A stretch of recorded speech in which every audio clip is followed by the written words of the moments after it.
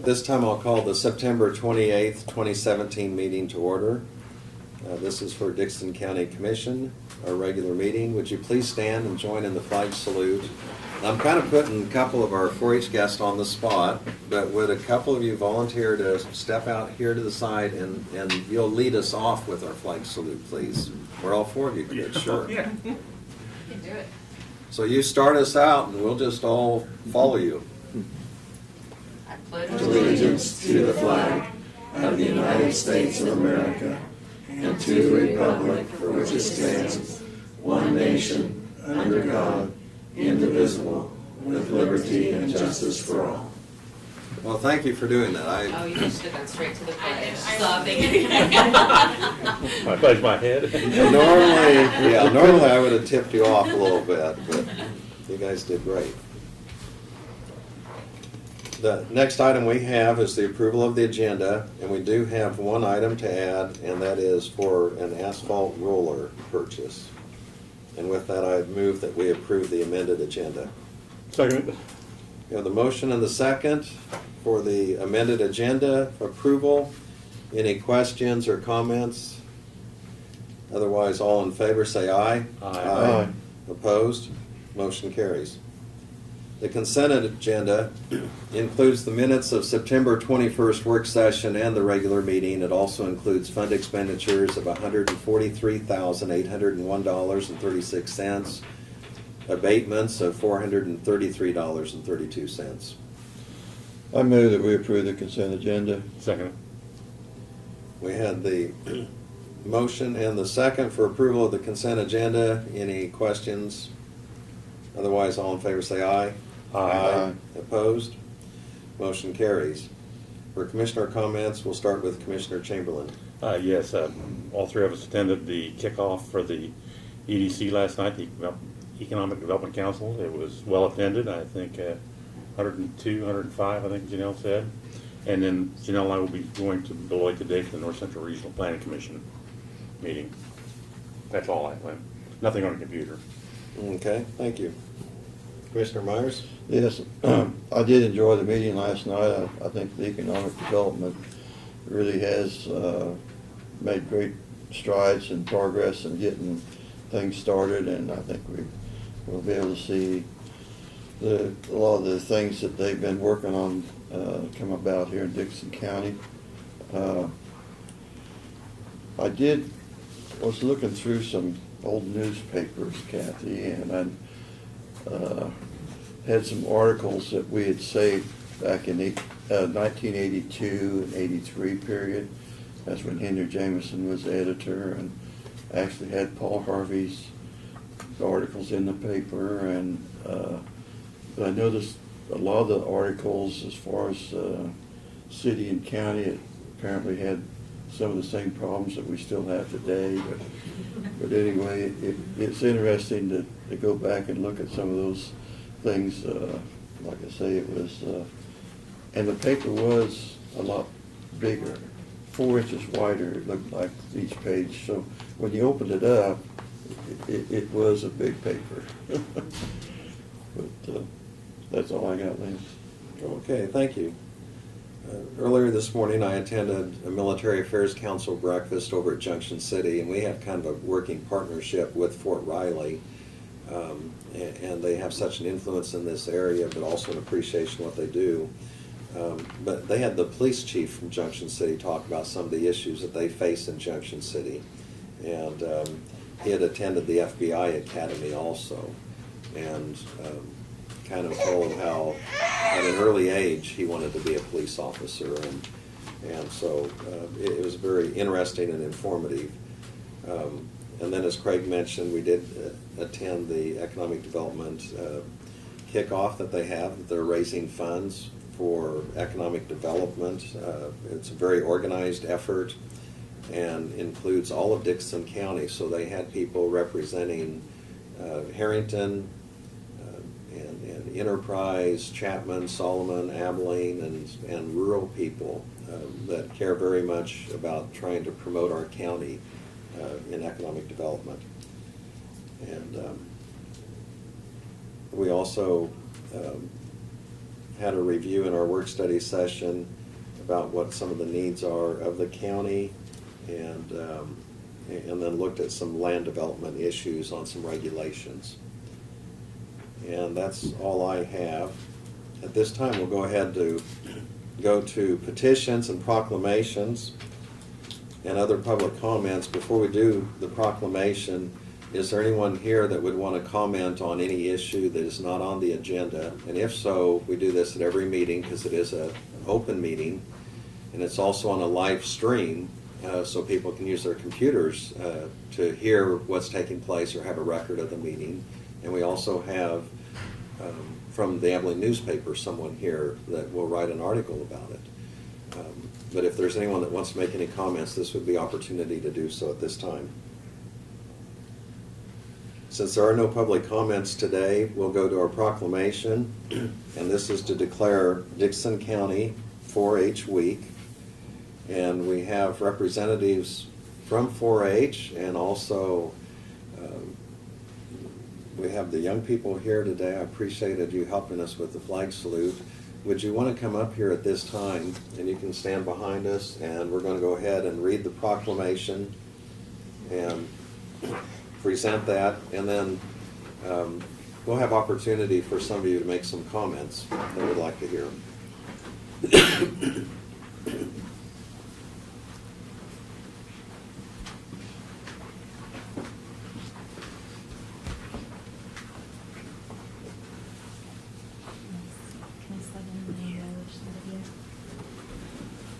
Yeah, and you can get in here. You need to be way up here. Right here. Get right up here. Get right up front here. All right. We're pretty nice guys, really. This is the 2017 National 4-H Week proclamation by the Board of Commissioners of Dickson County, Kansas.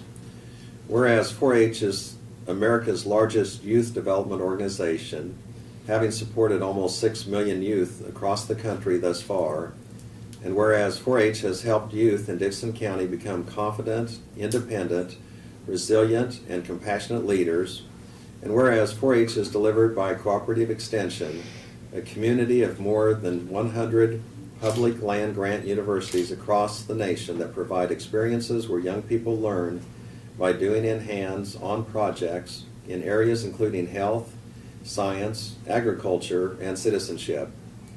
And whereas National 4-H Week showcases the incredible experiences that 4-H offers young people and highlights the remarkable 4-H youth in Dickson County who work each day to make a positive impact on those around them.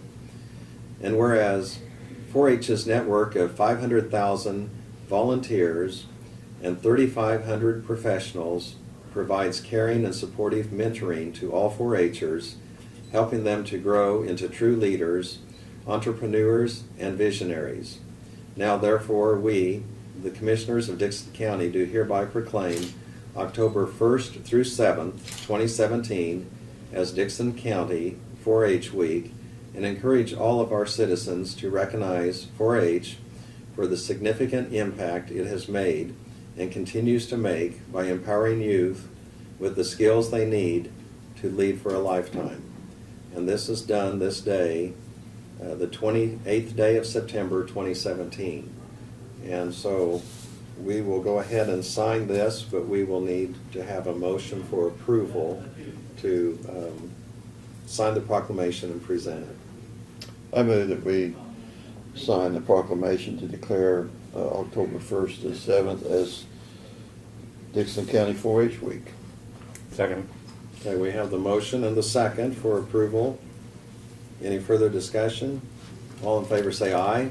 Aye. Opposed? Motion carries. And so we'll sign this and present this. Might need a better pen here.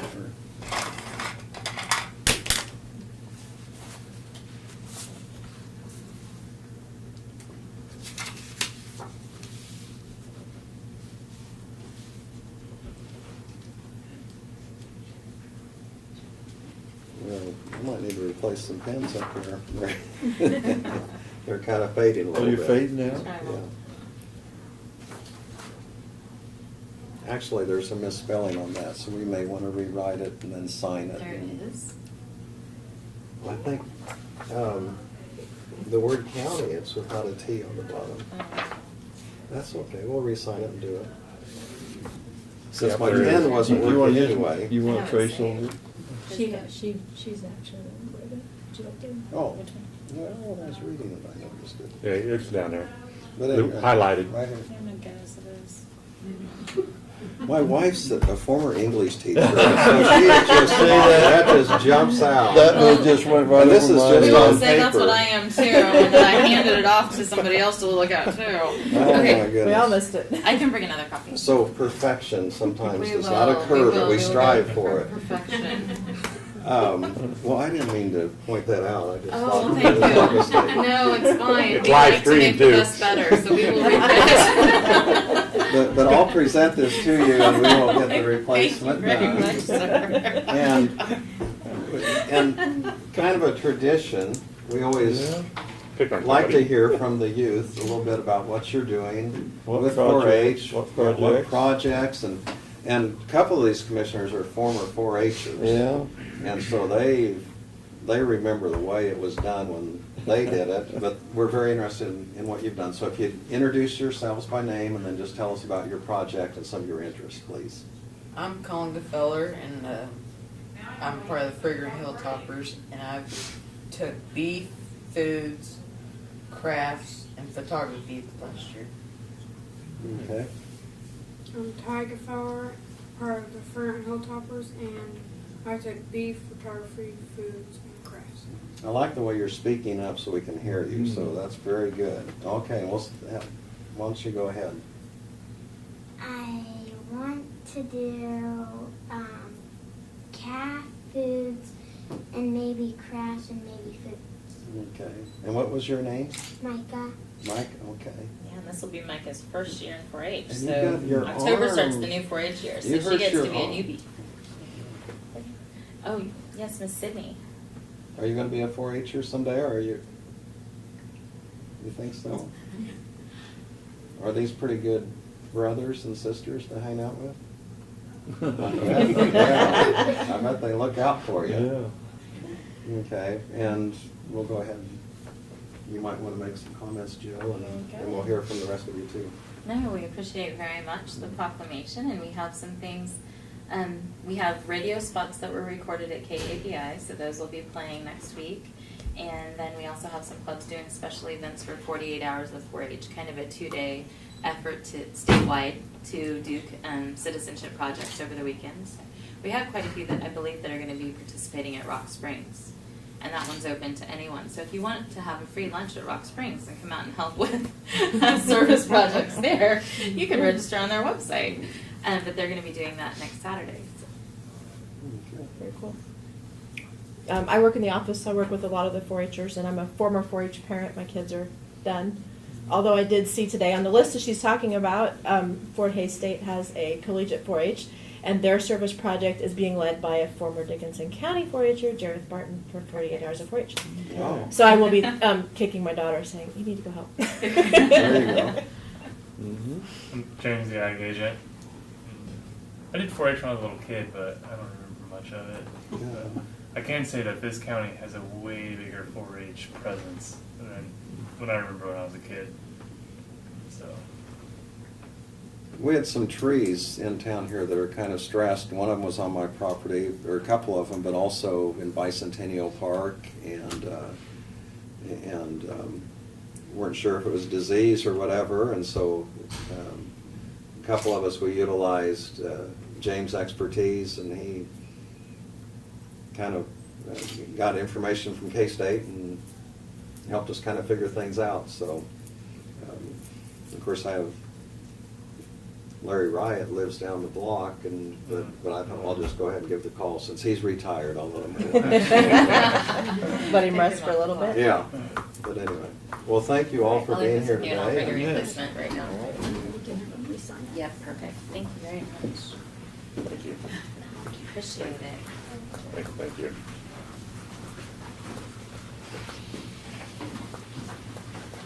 I like those 4-H shirts, so that's neat. Aren't they good? Those are nice. They are. I'm like lucky because I get to be a 4-H mom in that club, so that's new for us this year. This was our first year for record books and Oh, things, so. So all the preaching you've been doing now, you gotta do it yourself. I gotta That's right. practice, yes.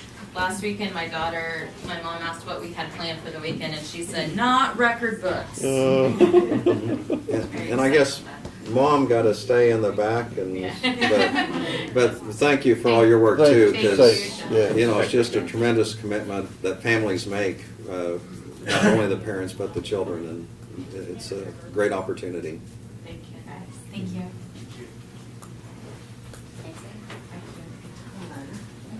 Okay, our next item is report of county officers. That's my brain. It's My daughter and the grand. oh, okay. And my cousins. All noteworthy. You're related to everyone, just about. That was your grandkid's daughter. If they're, unless they're south part of the county, and Laverne's related to. Yeah. Okay, Brad, will you go ahead and give your report at this time? Sure, a couple of things. I want to let you know that we're continuing to work with Marion County on the bridge project that's on the county line. Been going on for many years, as you know. We're down to the right-of-way acquisition. It's been approved by KDOT, and we're working with their staff to get the right-of-way purchased. There is a little right-of-way on our side of the county that'll have to be purchased to straighten that out. That's what So, I was wondering. It's kind of on an angle. You yeah, gotta it'll probably take that straighten the scoot out road. of it, so. Or at least most of it, so. So we're working on that with them, so. If you came in from the east, you noticed that APAC is here, and they're working on doing the overlay work on the Enterprise Road between Abilene and Enterprise and 2200, so. So far, that's going well. We're glad to see them here, although we've had some comments that, why do we have to do this during harvest? You know, you can't win. So we, as you're well aware, we've waited, and they've got all their other projects done and finally got to us. And so we're certainly not gonna turn them away, or they'll go on somewhere else and we won't get it done, so. But we did request that they keep their pilot car distance very short, so I know we've gone through a couple times just to test them with staff, and it's only taken 4 or 5 minutes in delay. So I'm hoping the ag community can be patient with us on that, so. But they should have that done next week sometime, and I think it'll be well worth it, so. I know when I came in that morning, they had somebody up at Jeep Road, somebody there, you know, if they were going to Abilene, they'd let them go on through, Good. you know, so. Good. Instead of running from 43 clear to Abilene, Yeah. so, you know, that was one of our requests, because typically they extend out. Yeah, 2 Or miles. how far they're gonna be Right. traveling that particular day, so. And I did have, well, Laverne and I had a good comment from Joe Knoll last night about Old 40 from Solomon. Yeah. County. How positive that the road is, how nice it is, so. I told him we were gonna name it after him, but he didn't even laugh, so I don't know. We have found another abandoned cemetery, the Wagger or Wager Cemetery, I don't know how that's pronounced. It's actually located down in Lyon Township at 300 and Range, just west of there. Although it has never been put on the tax rolls, it's never been established that it's exempt either, so we're doing the research on that. And once we get the other one done, Doug, well, we'll know how to do this one, so I'll get with you, so. And then we had an issue that kind of surfaced earlier this week that I thought was worth mentioning, and that is some of the stop signs in the eastern part of the county have surfaced with some decals that have been placed on them. And we don't know who's doing that. We've had several of them that have shown up like that. And this particular one, I think, was at Nail and Old 40. But I just wanted to make the point that that's a very dangerous hobby to have, blocking those signs like that. Not only is it dangerous, it's illegal. So we've had guys going out and removing those decals. I don't know who that's a decal of, I have no idea. Maybe it's some youth figure or something the kids are.